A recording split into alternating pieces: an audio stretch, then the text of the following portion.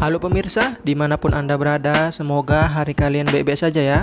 Setelah kemarin kita membahas film perdukunan, maka kali ini kita akan membahas film horor yang ramah lingkungan untuk jantung Anda. Contohnya ini.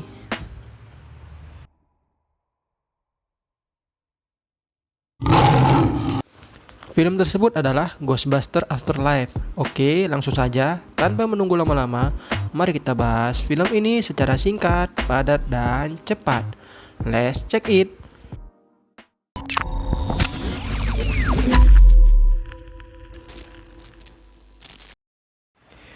Kisah ini dimulai ketika single parent bernama Kelly serta dua anaknya bernama Trevor dan Phoebe harus pindah ke tempat terpencil karena di rumah lamanya mereka diusir sebab telat bayar uang sewa. Tempat terpencil itu adalah kota Summerville. Di sana ada sebuah rumah kumuh dan angker yang terdapat di tengah padang rumput. Rumah tersebut merupakan warisan untuk Kelly dari ayah yang ia benci.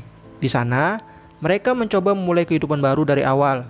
Pertama dari Trevor, anak tertua Kelly mencoba bekerja di warung burger sebab ia ternyata kesemsem sama gadis Nick.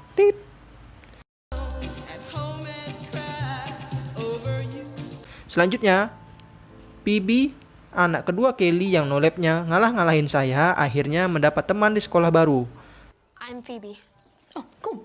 I'm podcast. Lalu Kelly mendapat tambatan hati baru yang merupakan seorang pria yang bisa mengecil sampai seukuran atom, tapi memilih hidup sebagai guru di kota Summerville. Namanya Gary Gruberson. Singkat Phoebe yang orangnya ingin tahu menemukan kejadian aneh di mana ia melihat bidak catur bergerak sendiri. Tapi dia biasa-biasa aja tuh, malah kita yang heboh sendiri. Hantu tersebut menuntun Phoebe ke tempat rahasia di mana ia menemukan alat penangkap hantu. Di sekolah, Phoebe dan temannya yang bernama Podcast mencoba membuka alat tersebut ketika pelajaran sedang berlangsung. Hal tersebut menarik perhatian Gary, guru mereka. Ternyata, sang guru juga tertarik dengan hantu. Seusai pulang sekolah, Gary mencoba meledakkan alat tersebut. Perbuatan mereka malah melepaskan roh jahat berbentuk serigala yang melayang menuju pertambangan Summerville.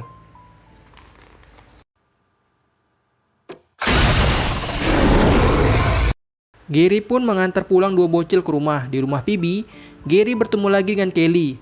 Mereka pun saling merayu di depan anak kecil. Hasilnya, mereka sepakat untuk makan malam bersama di restoran. Keesokan harinya, Phoebe menemukan lagi sebuah alat misterius yang nampaknya telah rusak. Hantu tadi kembali menuntun Phoebe memperbaiki alat tersebut. Hasilnya, Phoebe mendapat alat pembasmi hantu. Namanya masih kecil, Phoebe malah membawa alat tersebut ke tempat terpencil untuk diuji bersama teman.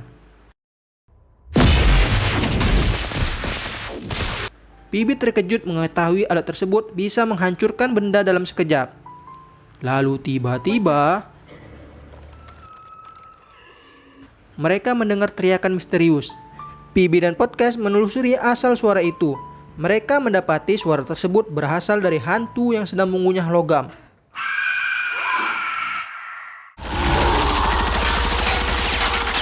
Bukannya takut, Phoebe malah mencoba menangkap hantu tersebut.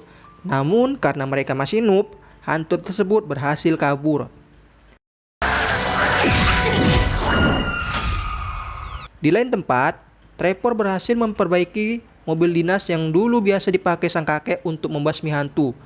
Trevor langsung menguji kendaraan busuk itu di alun-alun padang rumput depan rumah. Trevor terbang ke sana kemari, tapi ia akhirnya berhasil mengendalikan mobil peninggalan sang kakek. Singkat cerita, Trevor bertemu dengan Phoebe dan Podcast. Mereka meminta tumpangan untuk mengejar hantu yang kabur ke pusat kota.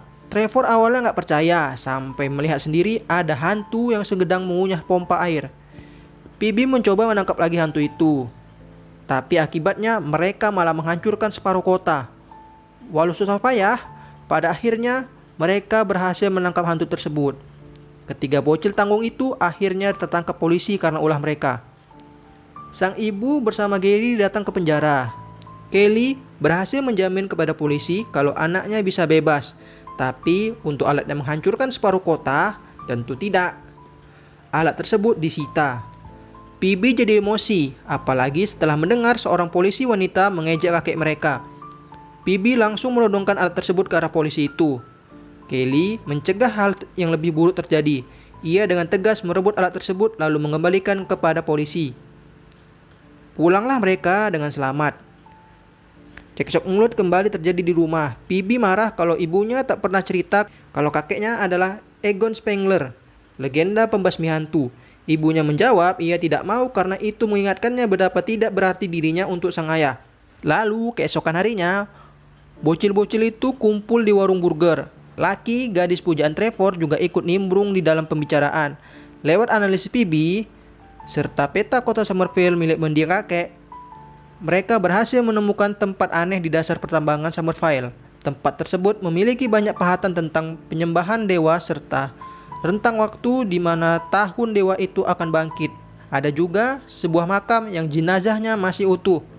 Makam itu milik Ivo Sandor, pendiri kota Summerville. Tapi yang paling mengejutkan di sana adalah terdapat sebuah sumur berisi jiwa-jiwa orang yang ingin bangkit dari neraka. Ketika mereka ingin naik ke dunia, beberapa senjata telah dirancang oleh Egon Spengler untuk mencegah mereka naik ke permukaan. Hal tersebutlah yang ternyata selama ini menyebabkan gempa setiap hari terjadi di kota Summerville. Di lain tempat, Kelly akhirnya mengetahui kalau ayahnya yang selama ini ia benci terus memperhatikannya dari jarak jauh. Tapi sayangnya, kebahagiaan itu tidak bertahan lama. Kelly kerasukan binatang peliharaan sang dewa yang di awal tak sengaja mereka lepas. Ternyata, roh tersebut ada dua. Satunya lagi memasuki Gary, dan satunya lagi memasuki Kelly, yang sekarang mencoba menghancurkan senjata yang dirancang oleh Egon Spengler untuk mencegah roh orang mati naik ke bumi. Mulai liar ini cerita. Phoebe dan kumpulan bocil lainnya berniat memberitahu apa yang mereka lihat di tambang kepada ibu.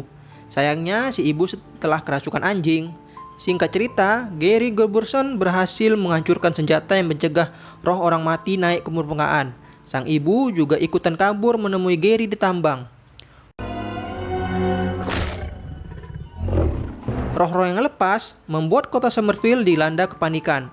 Hantu, monster, zombie berkentayangan di setiap tempat. Kumpulan bocil itu mencoba menyusul ibu ke tambang. Tapi pertama, mereka harus mengambil alat yang disita aparat di kantor polisi. Kebetulan, kantor polisi telah kosong karena personilnya mengurusi monster-monster yang berkeliaran. Jadinya, para bocil itu bebas berkeliaran mencari alat yang disita. Mulai dari mobil, sampai alat penangkap hantu. Sayangnya, untuk alat penangkap hantu, ditempatkan di tempat yang nggak bisa dibobol. Syukurnya podcast punya ide cemerlang. Podcast melepas hantu pengunyah yang nggak bisa keluar dari penjara sebelum ia memakan besi-besi tersebut. Aneh hantu kok nggak bisa nembus. Dengan cara itu, mereka berhasil mengambil kembali alat-alat tersebut. Lalu mereka pergi menuju tambang. Di tambang, mereka melihat ibu dan guru telah berubah jadi anjing. Di tengahnya duduk seorang dewa yang bernama Gozer. Phoebe memberanikan diri menjadi umpan untuk mengalihkan mereka. Dengan jok receh yang bikin sakit kepala, Phoebe berhasil mengalihkan mereka sehingga podcast bisa menangkap anjing yang merasuki ibu Phoebe. Satu anjing tertangkap. Anjing yang lain cuma pelongok-pelongok aja. Mereka lalu kabur setelah berhasil membawa ibu. Rencana mereka selanjutnya adalah menggiring sang dewa ke pertanian, di mana selama ini Egon Spengler menyiapkan jebakan besar untuk sang dewa ketika dia muncul. Sayangnya, rencana mereka gagal sebab mereka kekurangan daya listrik. Di saat situasi terjepit, bantuan tak terduga datang. Hey, Flat Top! Regu asli Ghostbuster datang ke rumah lama teman yang mereka anggap gila. Tapi ternyata bantuan tersebut tidak terlalu berguna juga. Dewa Gozer terlalu kuat atau memang harus Phoebe lah yang ngalahi biar cepat ceritanya selesai. Ketiga anggota Ghostbuster kalah. Bahkan Lucky ikut ikutan berubah jadi anjing sebagai pengganti Kelly yang lepas. Lalu Perut Amor pun datang. Tada, cing. Phoebe mengambil senjata yang ditinggalkan Lucky, lalu menembakkan ke arah Dewa Gozer. Dewa Gozer tak mau kalah, mereka saling adu tembakan. Phoebe sempat mundur beberapa langkah hingga tiba-tiba hantu Egon Spengler muncul membantu Phoebe. Aduh, udah gawat nih. Ketiga anggota Ghostbusters tadi ikut berdiri menyerang Dewa Gozor. Terakhir, Trevor datang membantu dengan menembakkan senjata yang ia pegang ke arah pembangkit listrik.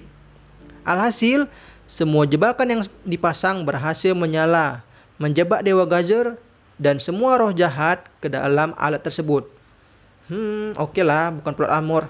Setelah itu, hantu Egon Spengler menyapa keluarga yang ia telantarkan. Kelly Spengler pun memeluk sang ayah untuk terakhir kali sebelum beliau benar-benar pergi ke alam baka. Film pun tamat. Nah, gimana? Film horornya ramah lingkungan bukan? Gak ada yang mati, gak ada yang tersiksa. Cuma sekumpulan keluarga yang ingin menyelamatkan dunia, kisah klasik lah. Tapi, film ini memiliki banyak pesan untuk kehidupan. Salah satunya adalah kau benci orang tuamu, tapi pas dikasih warisan, terima juga, walaupun warisannya rumah berhantu. Oke, kalau kalian suka dengan video ini, silakan like, komen, dan subscribe ya. Terima kasih.